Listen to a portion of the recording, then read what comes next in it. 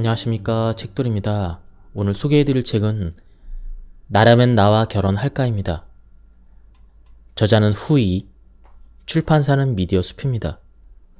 먼저 저자 소개를 하겠습니다. 후이, 중국 방송대학 졸업 후 출판, 광고, 미디어, 음악 등 여러 분야에 몸담았다. 현재 쿵푸 전yen 영화사 부사장을 맡고 있으며 글과 기사를 쓰고 있다. 300만 부 이상 팔린 베스트셀러 작가이며 2014년, 2015년 연속 베스트셀러 대상을 받아 인터넷 시대의 신여성 대변인으로 불렸다.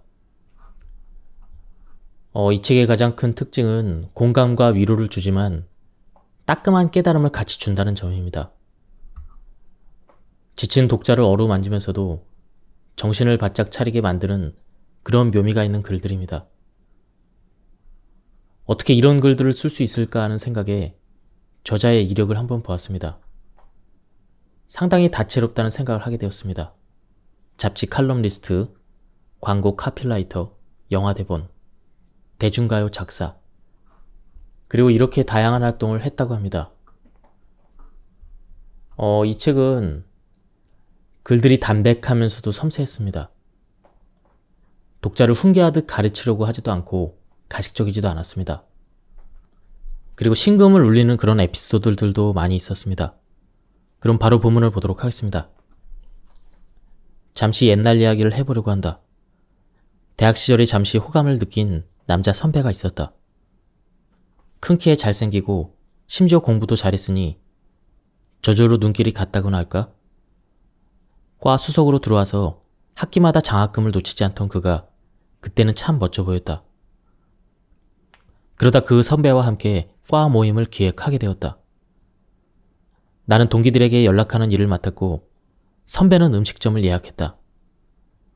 전화를 돌리는 사이사이 선배가 음식점에 예약을 문의하는 통화소리가 들렸다. 여보세요? A식당이죠? 오늘 저녁 7시에 10명 식사 예약하려고요. 예. 단독 룸으로 가능할까요? 여보세요? B주점이죠? 오늘 저녁에 예약을 좀 하려고 하는데요. 저녁 7시, 10명이요. 선배는 이렇게 여러 곳에 예약 전화를 걸었다. 이상함을 느낀 나는 선배가 통화를 마치기를 기다렸다가 물었다. 벌써 여러 곳에 전화한 것 같은데 설마 다 예약이 안 된대요? 그는 잠시 멍하게 나를 보더니 이내 웃음을 터뜨렸다. 아니, 전부 예약했어. 그냥 여러 곳을 잡아둔 거야. 예약하는데 돈 드는 것도 아니고 뭐 어때? 애들 모이고 어디로 갈지 물어보고 그리로 가자. 그는 의기양양하게 눈을 찡긋했지만 나는 그만 할 말을 잃고 말았다. 선배가 졸업한 뒤에 나는 더 이상 그와 연락을 하지 않았다. 어설프게 타던 썸도 자연히 사라졌다. 재미있는 점은 나 말고도 대부분 동기가 그와 연락을 끊었다는 것이다. 그뿐만 아니라 마치 그런 사람은 존재한 적조차 없다는 듯 아무도 그를 떠올리지 않았다. 자영업자들이 하루하루 얼마나 힘들게 버티는지 알만한 사람은 다 알고 있다. 매일매일이 생존 싸움이라 해도 과언이 아니다. 만약 손님이 예약을 해놓고 오지 않는다면 얼마나 손해가 클까? 그런데도 예약금 한 푼 요구하지 않고 예약을 받아주는 까닭은 암묵적인 신뢰가 있기 때문이다. 약속을 했으니 반드시 올 것이라는 믿음. 그 믿음을 아무렇지도 않게 저버리면서 양심의 가책 하나 느끼지 않는 사람은 대체 어떤 사람일까? 품위가 부족한 사람이라 해도 되지 않을까? 하나를 보면 열을 안다라는 말이 있다. 타인을 이렇게 대하는 사람은 친구도, 애인도, 동료도, 심지어 가족도 이런 식으로 대할 수 있겠지? 그런 사람이라면 아무리 대단한 인재라 한들 누구에게도 환영받지 못할 것이다. 품위는 사람 사이에 존재하는 보이지 않는 구분선이다. 품위 있는 사람은 반성할 줄 알고 예의를 지킬 줄 알며 쉽게 흥분하지 않고 자기 고집에 매몰되지 않는다. 언제 어디서든 적절하게 행동하고 늘 여유있고 넉넉하며 마음은 선의와 타인에 대한 존중으로 가득하다. 나에게 자신을 왜 사랑하느냐고 그가 물었다. 그의 모든 것을 사랑하는 것 같기도 하고 단 한 가지를 사랑하는 것 같기도 하다. 나는 나와 다툴 때조차 자신의 잘못을 먼저 생각하는 그를 사랑한다. 내가 지치고 피곤할 때 혹은 바닥이 보이지 않는 우울감에 빠졌을 때 나를 더 힘들거나 괴롭게 만들지 않고 무던하게 나의 상처를 위로해주는 그를 사랑한다. 품이 있는 연인은 상대의 인생의 풍랑이 아니라 등대가 되어준다. 나는 나에게 등대가 되어준 그를 그리고 그런 당신과 함께하는 나를 사랑한다. 그래서 결혼은 꼭 품이 있는 사람과 해야 한다. 사랑은 포기해도 품위는 포기하지 말아야 한다. 그는 품이 있는 사람이다. 그리고 이것이 바로 내가 그를 사랑하는 이유이다. 오래전 한 잡지에서 읽은 수희의 자전적 에세이를 잠시 소개할까 한다. 1950년 15살 수희는 기차를 타고 충칭에서 청두로 향했다. 역에는 아버지인 라오서가 마중 나와 있었다. 수희가 객차에서 내리자 아버지는 환한 미소를 지으며 정중하게 악수를 청했다. 수희, 안녕하시오. 아버지의 격식어린 인사에 수희는 적잖이 당황했다. 당시에는 어린 아들에게 어른을 대하듯 정중히 악수를 청하는 아버지를 이해할 수 없었다. 하지만 오랜 세월이 흐르고 그때를 돌이켜본 수희는 비로소 아버지가 자신에게 어떤 메시지를 보여줬음을 깨달았다. 아버지와 아들이라는 관계성이나 나이 차이와 상관없이 사람은 모두 평등하고 모두가 똑같다는 메시지 말이다. 간단하고 명료한 이치것만 이를 깨닫고 실천하는 사람은 극히 드물다. 나이 든 반려자를 처음 사랑하던 때와 변함없이 아끼고 배려하는 것. 어린 자녀를 어른과 마찬가지로 존중하며 진심 어린 사과를 하는 것. 연로한 연장자에게 자신이 좋아하는 이성에게 쏟는 것과 똑같은 인내와 미소를 보이는 것. 부모와 허물없이 지내며 함께 웃고 이야기하고 감정을 나누는 것. 이해할 수 없고 낯설다고 해도 이런 식의 관계 맺기를 원치 않는 것은 결코 아니다. 오히려 너무나 바라지만 가지지 못했기에 그런 관계가 실제한다는 사실을 아예 믿지 않으려 할 뿐이다. 마카오의 도박꾼들 사이에 금원처럼 떠도는 말이 있다. 매일 똑같은 판돈을 들고 가되 다 잃으면 지체 없이 털고 나올 것. 이를 승복이라고 한다. 쉽게 말해 패배를 인정하는 것이다. 이 금원을 철저히 지키는 도박꾼이 있었다. 1,000만 원으로 잭팟을 터뜨려 몇십억 대의 자산가가 된 후에 카지노의 VIP로 대접받는 전설적인 인물이었다. 그는 항상 딱 1,000만 원만 가지고 도박판에 앉았고 그 돈을 다 잃으면 미련 없이 일어났다. 가족들은 매일같이 카지노를 들락거리는 그에게 별다른 불만이 없었다. 어차피 도박으로 돈을 번 데다 현재 자산 규모에서 그쯤이야 푼돈에 불과했기 때문이다. 하지만 그도 결국 눈이 멀어 원칙을 깨는 날이 오고 말았다. 졌다는 사실을 인정하지 못하고 가져간 판돈이 다 떨어졌는데도 일어나지 않고 돈을 빌려 게임을 계속한 것이다. 돈을 잃고 또 잃어도 멈출 줄 몰랐다. 재산을 탕진하고 빚이 눈덩이처럼 커졌지만 그는 여전히 승복하지 못한 채 다시 도박판에 앉았다. 그리고 결국 회사 공금까지 손을 댔다. 브레이크가 고장난 기차처럼 폭주하던 그의 도박 행각은 공금 횡령 사실이 발각되어 체포되고 나서야 멈췄다. 피해는 고스란히 그의 가족들에게 돌아갔다. 아내와 아이들은 집까지 들이닥친 빚쟁이에 놀라 야반 도주했고 하루 끼니를 걱정해야 될 만큼 비참한 상황에 부딪혔다. 인생은 바둑과 같아서 늘 이길 수만은 없다. 누구든 패배를 인정하고 승복해야 될 때가 온다. 그리고 승복해야 할 때 승복하지 못한 결과는 대개 하나같이 비참하다. 물러서야 할 때 물러서지 않는다면 결국 스스로 목을 조르는 자충수를 두게 마련이다. 자신의 나약함과 부족함을 인정한다고 해서 나약하고 부족한 사람이 되는 것은 아니다. 오히려 솔직하게 인정하고 내려놓으면 새로운 길이 보이기도 한다. 때로는 세상을 향해 무기를 치켜들지만 말고 손을 들고 항복하는 것도 현명한 삶의 방식이다. 자신이 놓인 자리를 객관적으로 파악하고 큰 틀을 해치지 않는 선에서 적당히 엄살도 부리고 솔직히 열세를 인정하면서 도움을 청할 줄도 알아야 한다. 우리가 슈퍼맨도 아니고 무슨 수로 매사에 이기며 살겠는가? 평범한 인간으로 잘 살아남으려면 최소의 투입으로 최대의 결과를 얻어내는 게 최선이다. 승복하되 굴복하지 말고 강해지되 강한 척 하지는 마라. 그리고 기억할 점은 이 세상은 나를 도울 만한 힘이 충분하다는 것이다. 우리는 일상생활에서 끊임없이 승패를 겪는다.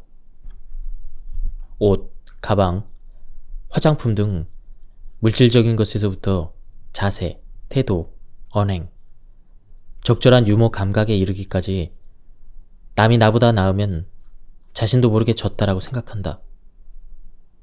부러우면 지는 거라는데 이미 부러움을 느껴버렸으니 어쩌겠는가. 그렇다고 해서 속상해하거나 좌절에 빠지는 것은 못난 짓이다. 오히려 이런 고수를 만나다니 오늘은 틀렸군. 이렇게 싱글벙글 해야 한다. 졌는데 싱글벙글 하라니 무슨 소리인가 싶겠지만 패배의 가치와 묘미를 아는 사람이라면 분명히 이해할 것이다. 어떤 모임에서 요새 뜨는 젊은 배우와 대화할 기회가 생겼다.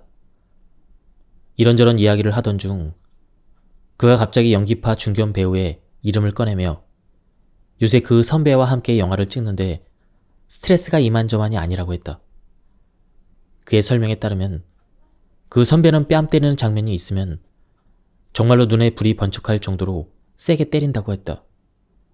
우는 장면에서는 감독이 사인을 보내기 전부터 눈물이 그렁그렁하고 다투는 씬에서는 펄언멍이 들 정도로 상대의 손목을 움켜쥐는 일도 예사라고 했다.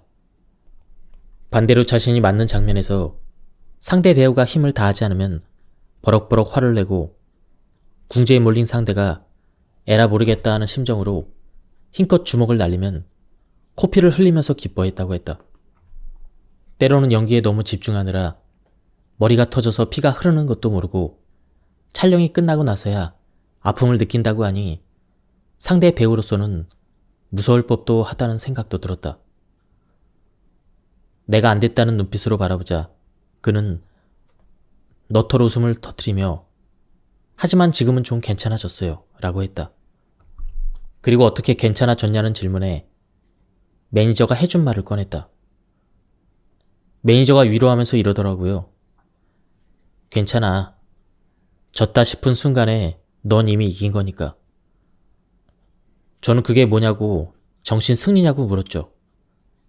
매니저는 고개를 저으면서 말했어요. 지금까지는 주로 너보다 실력이 없거나 이제 막 시작한 배우와 선배님 소리 들어가면서 연기했잖아. 그 배우들을 보면서 압박감을 느낀 적 있어? 없지? 매일 촬영장에 가서 기계적으로 대사만 읽고 와도 그들보다 훨씬 나으니까 늘 쉽게 이겨왔던 거야.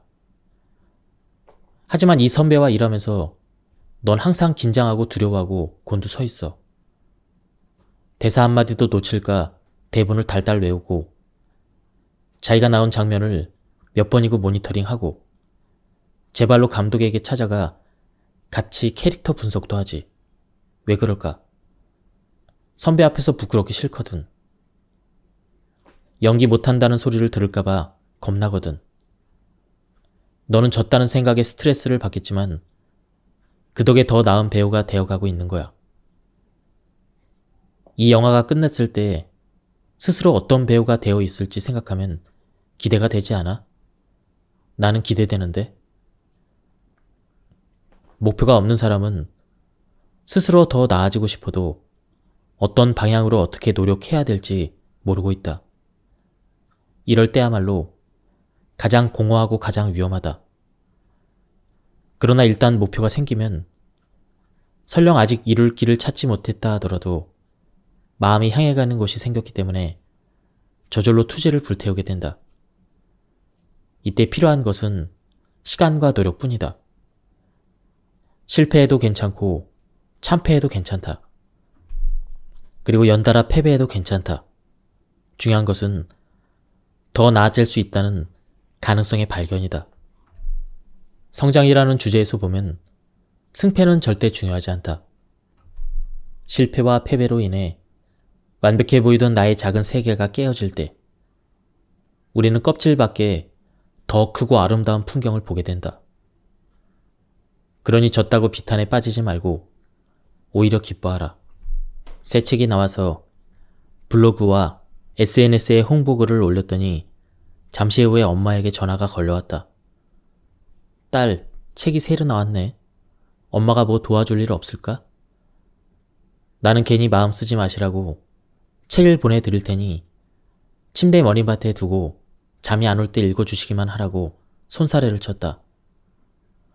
엄마는 소녀처럼 웃으시며 알겠다고 했다.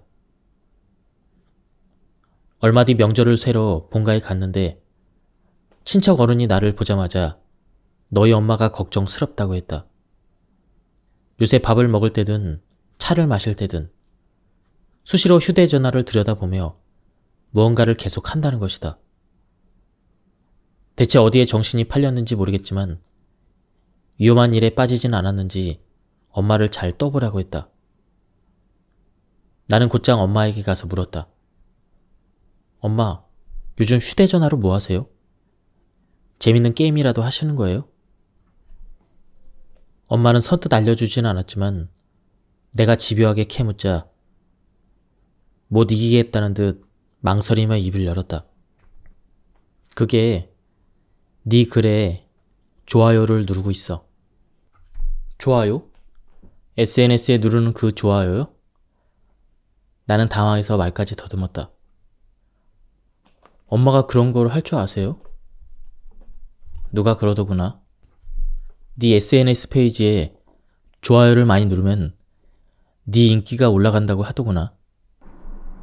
내가 노안 탓에 잘 안 보여서 글은 못 남기겠고 그나마 좋아요 누르는 건 할 수 있으니까 매일 열심히 눌렀지. 손가락 조금 돌리면 우리 딸 인기가 올라가는데 수천 번을 못 누르겠니? 울어야 할지 웃어야 할지 알 수 없었다. 내가 활동하는 SNS는 좋아요를 누를 수 있는 권한이 아이디당 한 번뿐이었다. 엄마가 수백 번을 눌렀어도 결국은 좋아요 했다가 취소되었다가 다시 좋아요를 반복한 것밖에 되지 않은 셈이었다. 엄연히 말하면 시간 낭비, 에너지 낭비였다. 하지만 나는 아무 말도 하지 못했다. 그저 눈도 불편하신데 휴대전화를 너무 많이 보지는 마시라고 가까스로 한마디 했을 뿐이다. 엄마에게 다 소용없는 짓이라고 설명했어야 할까? 모르겠다. 하지만 엄마가 왜 그랬는지는 너무나 잘 알고 있다. 조금이나마 나를 돕고 싶었기 때문이다. 자신의 모든 것을 동원해서 힘껏 딸을 사랑해주고 싶었기 때문이다. 그래서 흐릿한 눈을 찌푸리고 자그마한 휴대전화 화면을 들여다보면서 하루 종일 좋아요를 누른 것이다. 그런 사랑을 넘치도록 받았으면서 내가 무슨 권리로 엄마에게 실망감을 안긴단 말인가. 부디 이 글만큼은 엄마가 보지 않았으면 좋겠다. 계속 나를 위해서 좋아요를 눌러주면 좋겠다. 엄마가 딸을 돕고 있다는 만족감에 빠져 살 수 있다면 정말 좋겠다. 친척 아저씨 한 분이 사우나 사업을 시작한 기념으로 우리 가족을 비롯한 친지들을 초대했다. 호화로운 시설과 융숭한 대접에 모두 만족했는데 몇몇 친척이 지나치게 만족한 나머지 무리한 요구를 했다. 할인 혜택과 특별 선물을 받을 수 있는 VIP 카드를 발급해 달라고 한 것이다. 그가 사장이니 이 정도 요구쯤은 쉽게 들어주리라 생각했는지 다들 당당했다. 하지만 예상과는 달리 아저씨는 부드럽지만 단호하게 거절했다. 여러분을 매년 한 차례 초대해서 이렇게 대접하는 건 어렵지 않습니다. 하지만 VIP 카드는 드릴 수 없습니다. 회사 규정상 VIP 카드는 일정 금액 이상 사용하신 분께만 발급하도록 되어 있습니다. 그러자 나이 많은 분들 위주로 볼멘 소리가 새어나왔다. 아니 자기가 사장인데 안 되는 게 어디 있어. 해주기 싫으면 싫다고 솔직하게 말하지. 무슨 회사 규정까지 들먹여 째째하기는. 아저씨는 그 소리를 듣고도 별 대꾸 없이 웃기만 했다. 비록 당시에는 아무도 내 의견을 묻지 않았지만 나는 그가 아주 훌륭히 대처했다고 생각했다. 사업하는 사람에게 원칙이 없는 것만큼 위험한 일도 없다. 만약 사장이 학연 지연에 끌려서 예외를 남발하고 밥 먹듯 규칙을 어긴다면 어떻게 되겠는가? 손실을 보는 것은 둘째치고 직원 기강이 해이해지고 관리가 어려워질 수밖에 없다. 몇 년 뒤 아저씨의 사업이 번창해 확장 이전했다는 소식을 들었다. 사장부터 말단 직원까지 모두가 한마음으로 열심히 일한 결과였다. 무엇보다도 그렇게 아저씨를 흉보았던 친척들이 그때 당시의 껄끄러움을 완전히 잊었는지 입에 침에 마르게 그를 칭찬하는 모습이 제일 재미있었다. 이렇게 적절히 거절할 줄 아는 사람은 오히려 거절할 수 있는 권리를 얻는다. 약속을 정할 때는 선호를 분명히 하고 감정에는 여지를 두지 말며 스스로 정한 원칙은 누구든 쉽게 침범하도록 내버려 두지 않아야 한다. 선을 넘는 사람에게는 지체 없이 이렇게 말하자. 아니요, 괜찮습니다. 죄송하지만 그렇게 할 수는 없습니다. 사양합니다. 거절합니다. 거절해야 될 때 거절하는 것은 잘못도 죄를 짓는 것도 아니다. 자신의 위치를 분명히 하는 것이다. 아니다 싶으면 상대에게 애매한 희망을 주지 말고 확실하게 표현해야 한다. 그래야 더 큰 상처와 실망을 주지 않을 수가 있다. 당신을 이해하는 사람이라면 적절한 거절로서 서로에 대한 존중을 확인할 수 있고, 당신을 이해하지 못한 사람이라면 확실한 거절로서 후환을 미리 막을 수가 있다. 때로는 좋은 거절이 새로운 시작이 되기도 한다. 그러니 거절을 잘하는 사람이 되도록 하자. 나를 위해서, 그리고 상대를 위해서. 자신의 인생을 자기 손에 쥐고 싶다면 스스로 분명한 기준을 세우고 거절해야 될 때 분명히 거절할 수 있어야 한다. 얼마 전 심각한 지진 피해를 겪은 이재민의 심리치료를 해온 정신과 의사를 인터뷰했다. 그는 몇 달간 피해 지역에 머물며 심리 상담을 했을 뿐만 아니라 구호 작업도 했다. 내가 인터뷰를 한 시기는 그가 피해 지역에서 돌아온 직후였다. 인터뷰 전에 미리 그가 이재민과 상담하는 장면이 방송된 것을 찾아보았는데 시종일관 부드러운 미소를 띤 채 온화하고 이해심이 넘치는 눈빛으로 트라우마를 입은 사람들의 마음을 어루만져 주는 모습이 그야말로 천사가 따로 없었다. 그런데 직접 만난 그는 전혀 달랐다. 침착한 표정은 화면에서 보던 그대로였지만 가라앉은 눈빛과 경직된 인매로 인터뷰 내내 단답형으로 일관하는 모습은 꼭 골이 잔뜩 난 사람 같았다. 결국 나는 준비한 질문을 잠시 미루고 조심스레 물었다. 많이 지치신 것 같은데요. 그곳에서의 일이 많이 힘드셨나 보죠? 솔직히 말하면 돌아온 이후로 내내 이 상태예요. 사실 정신과 의사라고 다른 사람보다 부정적인 감정을 덜 느끼는 건 아닙니다. 하지만 직업 윤리 때문에 그런 감정을 감추는 면은 있죠. 몇 달 동안 수많은 피와 죽음을 보고 절망에 찬 울음소리를 들었는데 멀쩡할 리가 있겠어요? 저도 사람인데요. 하지만 상담할 때는 의연하게 절대 화내지 않고 전혀 힘들어하지 않는 완벽한 경청자, 이해하는 사람의 역할을 해야 해요. 의사는 환자에게 반드시 괜찮아질 것이라는 확신과 희망, 힘을 줘야 되기 때문이죠. 솔직히 말하자면 저는 줄곧 그런 의사인 척 연기한 셈입니다. 진짜 공감할 줄 아는 사람은 없다. 다만 죽어라 버티는 사람만 있을 뿐. 그렇다. 어쩌면 타인의 감정에 진심으로 공감하는 사람이란 없을지도 모른다. 다만 누군가는 뛰어나게 연기를 잘하고 누군가는 그마저도 꾸며내지 못할 뿐이다. 언제나 너그럽고 친절하게 당신의 하소연을 들어주는 그 사람도 알고 보면 한숨을 삼키고 애쓰고 버티고 있는지 누가 알겠는가? 어쩌면 눈앞의 미소는 단순히 무의식적인 반응일지도 모른다. 따스한 말은 예의 바른 위장술에 불과할 수도 있다.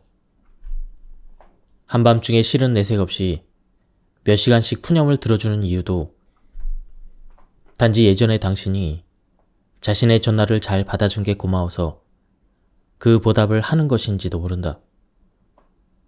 세상 그 어떤 사람도 남의 감정 쓰레기를 덮어쓰고 아무런 불쾌감 없이 허허 웃을 수는 없다.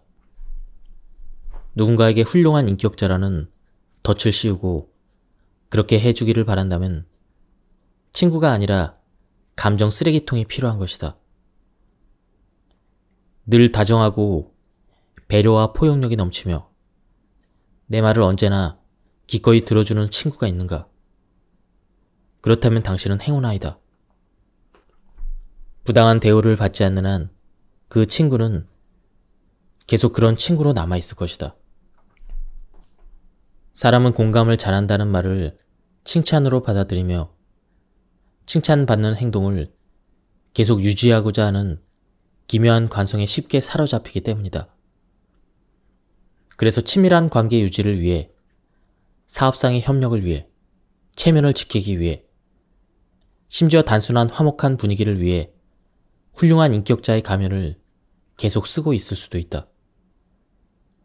하지만 비록 가면이라고 해도 그런 모습을 계속 유지하려 노력하는 것만으로도 이들은 충분히 선하다.